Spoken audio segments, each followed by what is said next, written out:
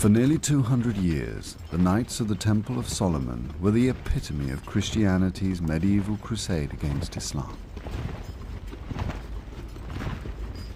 The Templars had maintained a standing army and had constructed fortifications throughout the Holy Land, all financed by a vast business empire created in Western Europe. But in the year 1291, the Islamic Mamluks of Egypt had finally driven the Templars and all the Crusaders from Palestine. The Templars' entire reason for being was the defense of Christian holy sites.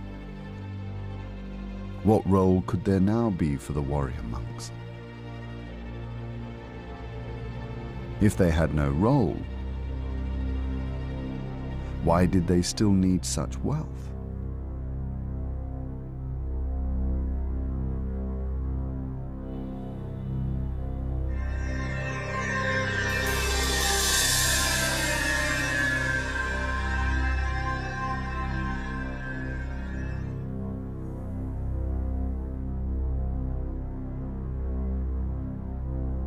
The triumph of Islam over the Christians in the Holy Land was a blow to Western European prestige, but not a total catastrophe. Enthusiasm for major crusades had declined over the last century, as the Christians had suffered defeat after defeat.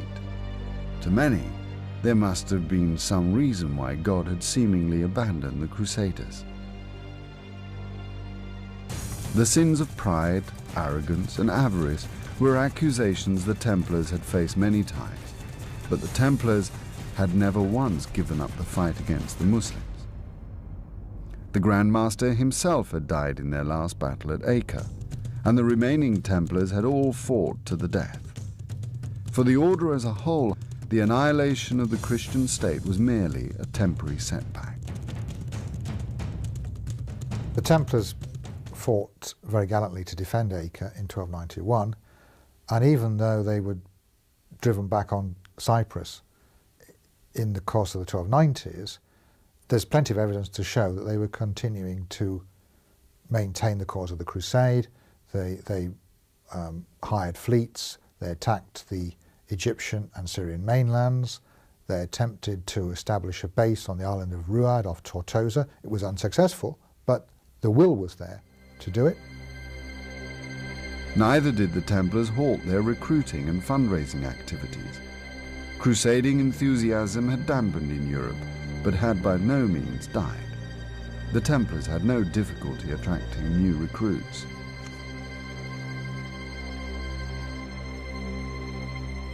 An individual's motivation for joining one of the military orders, I am quite sure, was almost entirely religious.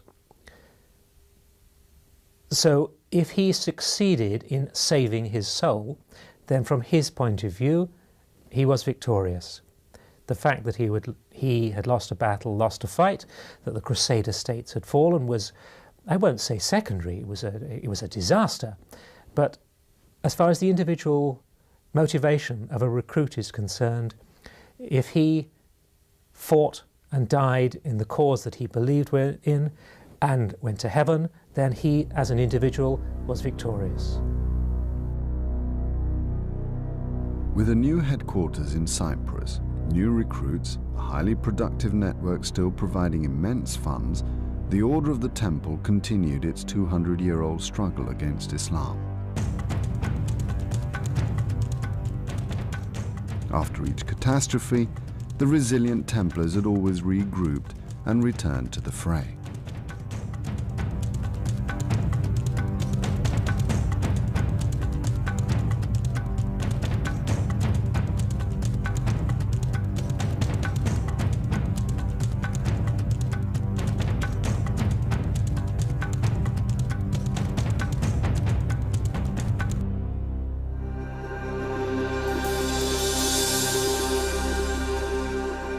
In the early hours of October the 13th, 1307, the officials of Philip the Fair, the King of France, suddenly arrested the Templars in the lands which the king controlled and charged them with a variety of heretical crimes, of obscenities, of the worship of an idol.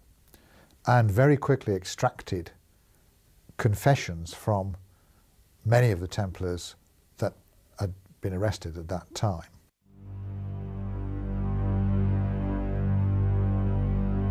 The charges brought against the Templars could not possibly be more serious.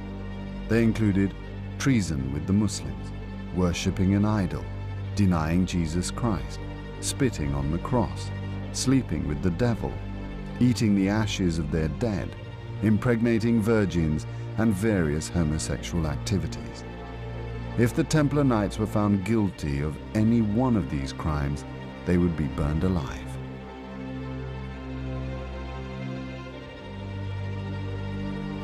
More than 5,000 Templars throughout France had been arrested in a highly coordinated dawn swoop.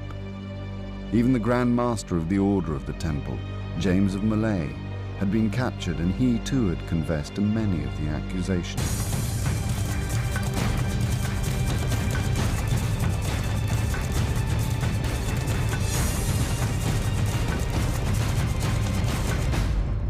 Could one of the most respected orders of the Church really have been a secret society of devil worshippers? At the same time as the arrest, Philip, the King of France, had seized all the Templar lands and properties and urged the crown heads of Europe to do the same. But not all of them were convinced of the Templars' guilt.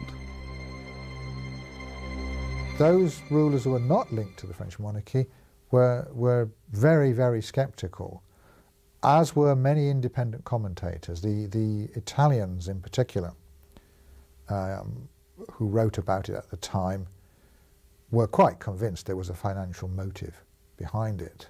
And we have to take their view seriously. Nobody knew more about money than the Italians in the early 14th century. So there was widespread scepticism. Edward II of England, for instance, said that he simply did not believe it, that these had been gallant defenders of the Holy Land and important servants of the English crown, and that he found the whole thing impossible to believe and quite astounding. It was well known that the French crown was in severe financial difficulties.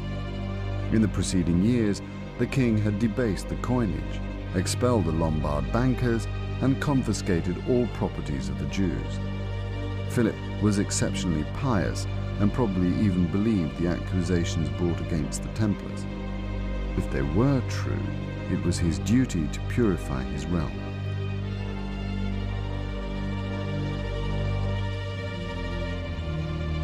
The arrest of the Templars, however, was a long-awaited opportunity for the king to assert his dominance over an increasingly weak papacy. One notable aspect of the trial is that the reigning Pope, Clement V, wasn't told in advance, so it came as much as a surprise to him as it did to the Templars, and he was very affronted by it. He was perhaps less concerned about the fate of the Templars than he was about his own authority, I think, and therefore, having seen that the event had occurred, he was most interested in reasserting his own position vis-à-vis a powerful secular monarch like Philip IV. So he actually tried to take over the trial, having found that he couldn't really reverse it. And this is the reason that the trial spread to other countries, because the Pope ordered a general arrest of the Templars in other countries in order to try to find the truth of the charges that were brought against the order. The intervention of the Pope was what the Templars had been waiting for. All immediately withdrew their damning confessions, as it was a custom of the time for an accused man to confess and later retract when he was back on safe ground. But the Templars were blind to the political realities. Europe was seeing a massive power struggle, nothing less than the birth of a nation-state, as the King of France attempted to limit the centuries-old political influence of the Church in France. Nothing would stand in his way.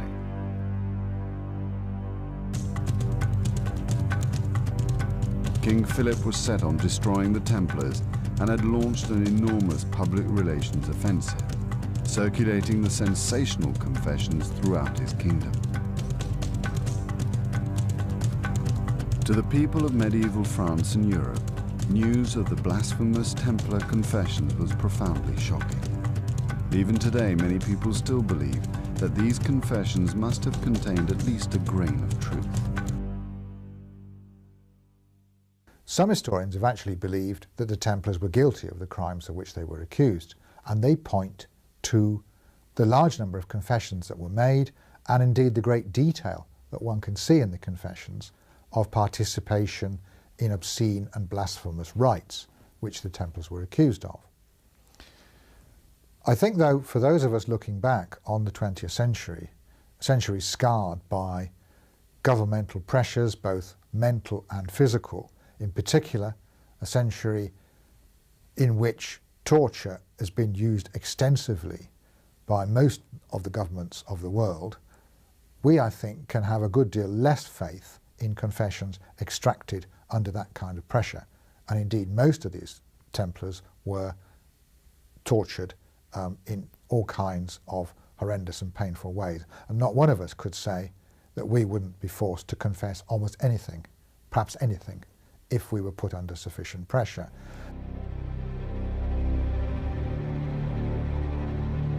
The confessions were damning evidence enough, but following 2 centuries of suspicion and rumour, they found fertile ground in the minds of many Europeans.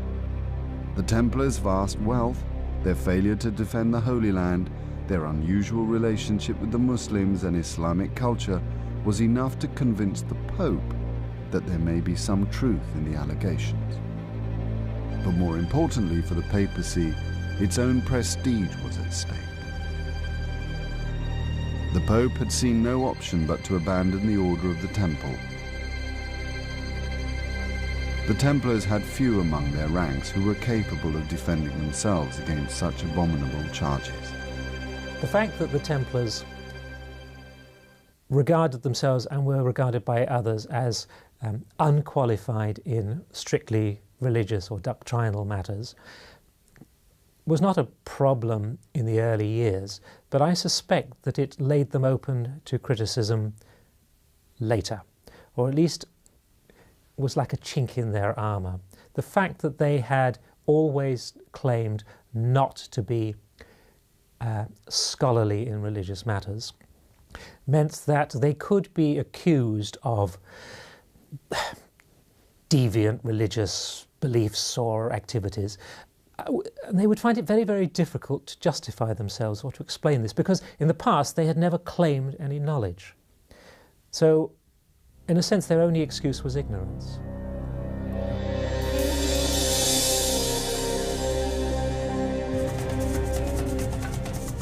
The trial of the Templars took 5 years. Midway through, the King of France had 54 Templars burned as relapsed heretics, quickly ending a brief but spirited Templar defense.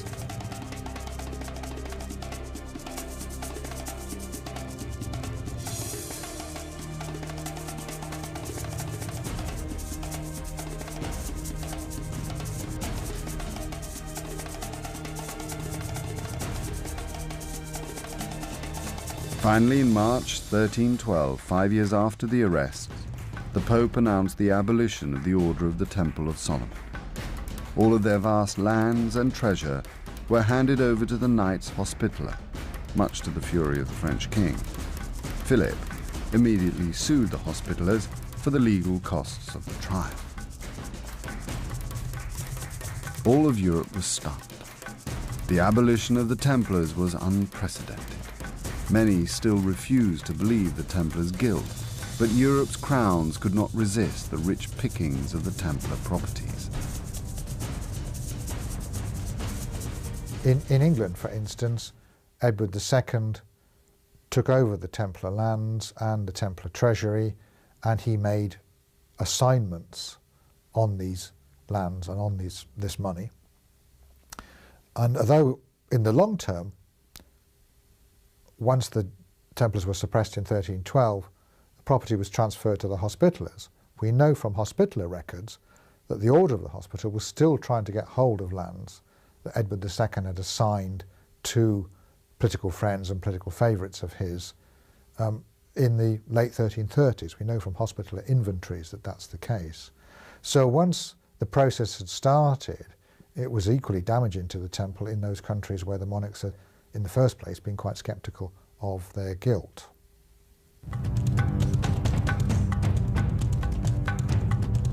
In the year 1314, the two most senior Templars, the last Grand Master James of Malay and Geoffrey of Charnay, were burned alive as relapsed heretics.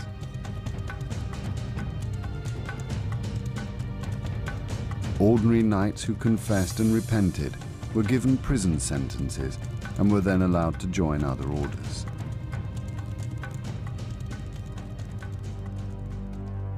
Over nearly 200 years of warfare, 20,000 knights had died fighting Islam, but in the end, it was Christianity itself that destroyed the Order of the Temple of Solomon. Today, little remains of the Order's empire.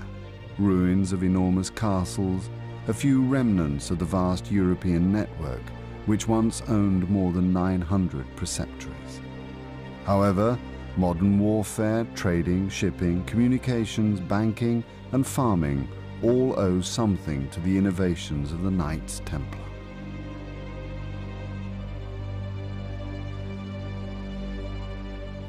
The history of the Templars taken overall is a very neat story of rise and fall, of initial popularity, of initial humility, which turned into overweening power, arrogance and avarice, ultimately leading to their trial. In fact, I don't think that that is a very good way of looking at their history. I think that we are far too much influenced by the fact they were brought to trial.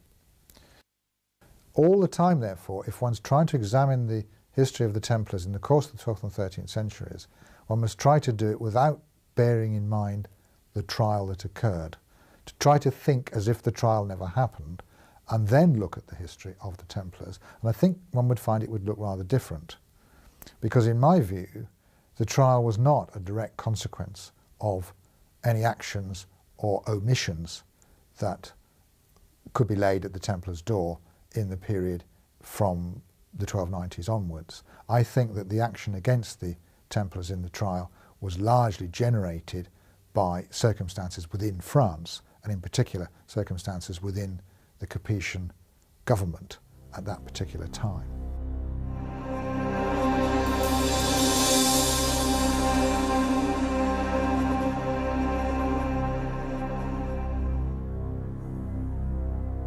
The story of the Knights Templar does not end with the destruction of the Order and the immolation of James of Malay and Geoffrey of Charnay.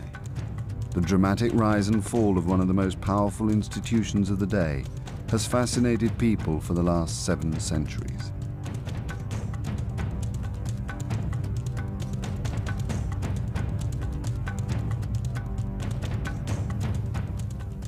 The fact that they were brought to trial in 1307 and eventually suppressed in 1312 inevitably colours the way that we look at them. And then in turn, the way that they've been written about, in particular I think by Sir Walter Scott in the novel Ivanhoe, which was published in 1819, has helped to reinforce the idea of the arrogant, overconfident, overbearing Templar who was nevertheless also the possessor of mysterious, esoteric, anti-Christian secrets. Soon after the abolition of the Knights Templar, legends grew up of escaped Templars, secret societies, hidden treasure, mysterious scrolls, and strange connections to some of the world's greatest religious icons. One of the reasons, I think, for the continuing fascination with the Templars is that they have a long after history, which begins almost immediately with the burning of James of Molay and Geoffrey of Charnay in Paris as relapsed heretics in 1314. Various chroniclers claimed that Molay had brought a curse down upon the Capetian house and in particular upon Philip the Fair, as well as upon Clement V, calling upon the vengeance of God to bring them before the tribunal of heaven within the year. And of course, it was easy for them to say this because both Philip the Fair and Clement V did actually die within the year. So one could make it look as if that really did make sense. But those dramatic ideas that one sees in near contemporary chronicles have since been embroidered and developed by other people seeking sensationalism, seeking a story that continues after the Templar sensational end. In my view, there's no substance in any of these stories, but that doesn't stop them being used by different people in different periods for their own purposes, and this continues right down to the present day.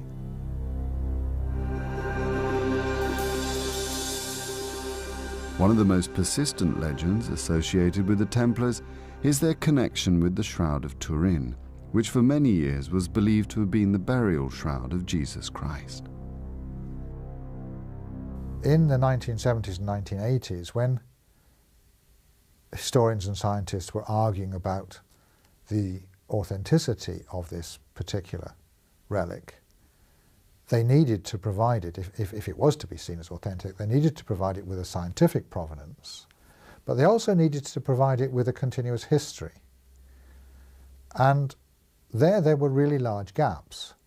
One of those gaps was filled, in some people's view, by the idea that it was the Templars who'd held the Turin Shroud, that they'd seized it during the Fourth Crusade sack of Constantinople in 1204, that they'd kept it secret among their treasures throughout the 13th century, that was the origin of the accusation that they worshipped idols, that they'd made many copies of it and it had been the subject of a cult within the order, and that before the Templars were finally suppressed, they had managed to smuggle it away into the possession of the Charnay family, who are the ones who exhibit it in the late 14th century, when it seems to reappear again.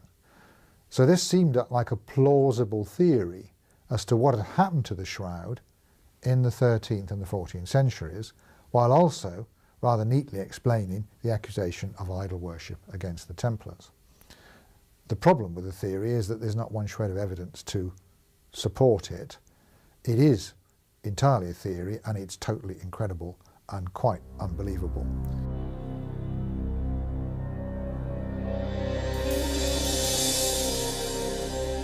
The legend of the Order of the Temple of Solomon lives on through the activities of thousands of modern Templar societies all over the world. Many have charitable aims, and some claim an unbroken link to the last Templars. But it is the Order's role in the Freemasonry movement that has done most to give the Templars worldwide recognition. I don't think that for the rest of the medieval period, and really very much into the 16th and 17th centuries, there's massive interest in the Templars. Where it really revives is in the 18th century, with the growth of Masonic orders, who liked to believe that they were directly linked to the Temple of Solomon and to the Masons who had supposedly built the Temple of Solomon. And in this sense, they looked towards a provenance associated with institutions that had lived in those buildings on the Temple Mount, which the Crusaders had thought had actually been the Temple of Solomon. And of course, they lighted upon the Templars as part of that early history. Given that these Masonic orders also sought a provenance for themselves, as most new institutions do, it seemed logical to see the Templars as being part of that system of esoteric ideas and secret ideas which they liked to believe that they were guardians of, and which they might have believed were suppressed by the regime of Philip the Fair and the papal monarchy as represented by Clement V. So I think that the real revival in Templar interest comes as a consequence of the Masons, particularly the German Masons, from about the 1760s onwards.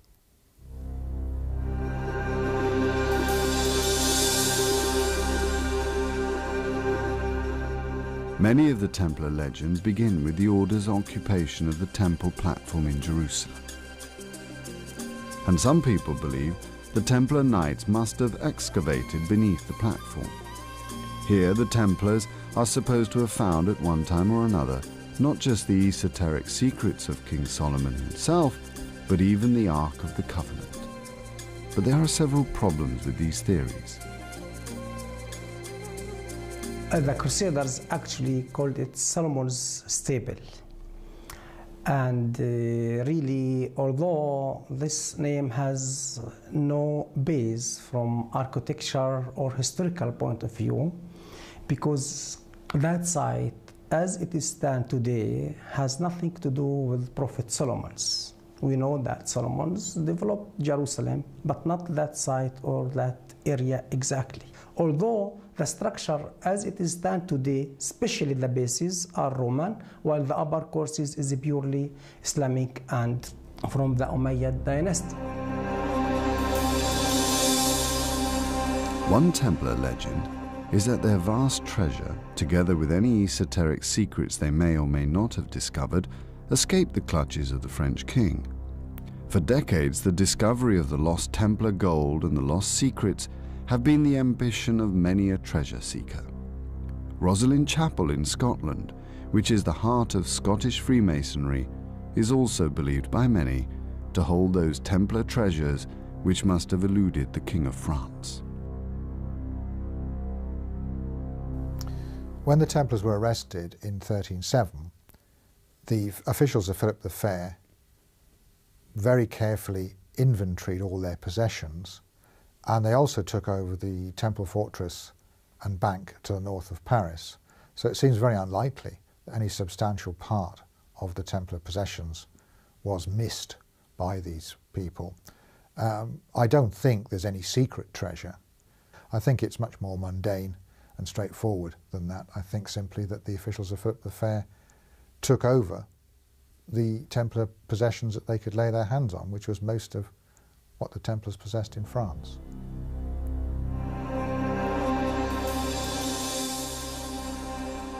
The legend of the Knights Templar expands every year as new theories are published, each seeking to prove conclusively that the Templars really are connected to history's most famous names and places. At one time or another, the Templars have been associated with not just the Ark of the Covenant and the Holy Grail, but even the discovery of America a century before Columbus.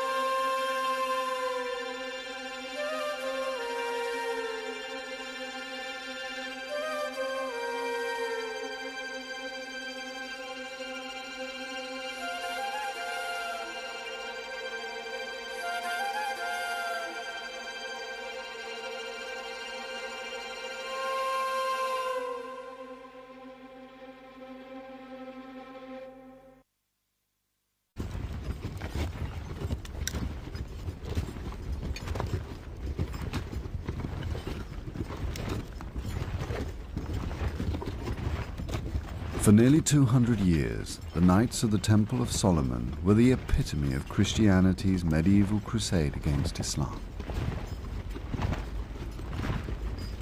The Templars had maintained a standing army and had constructed fortifications throughout the Holy Land, all financed by a vast business empire created in Western Europe.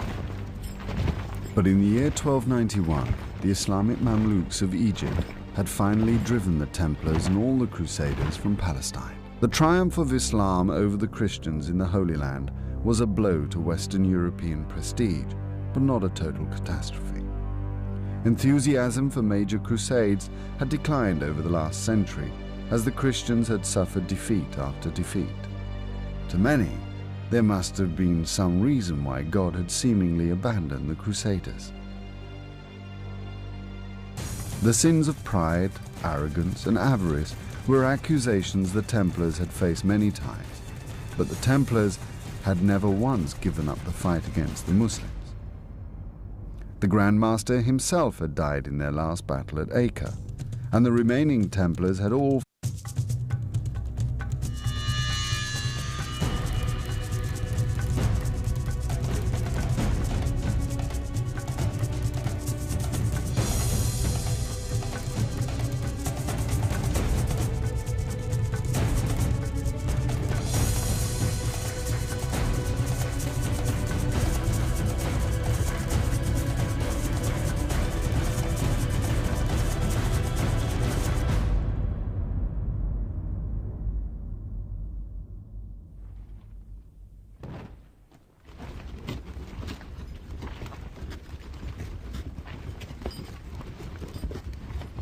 fought to the death.